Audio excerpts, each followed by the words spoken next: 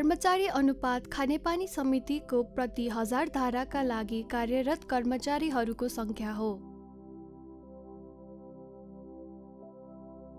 यसको गणनाको लागि यो सूत्र प्रयोग गरिन्छ।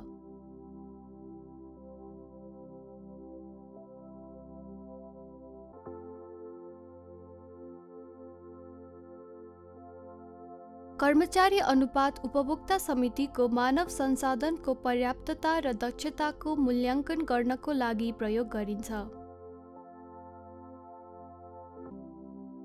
यदि कर्मचारीको अनुपात धेरै कम छ भने उपभोक्ता समितिको कार्य सञ्चालन गाह्रो हुन सक्छ।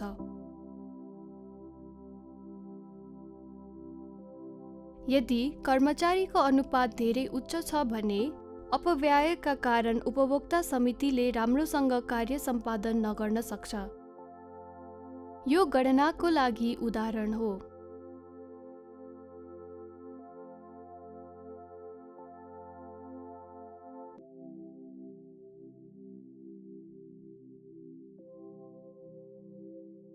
धारा जडानको कुल सङ्ख्या 650 छ।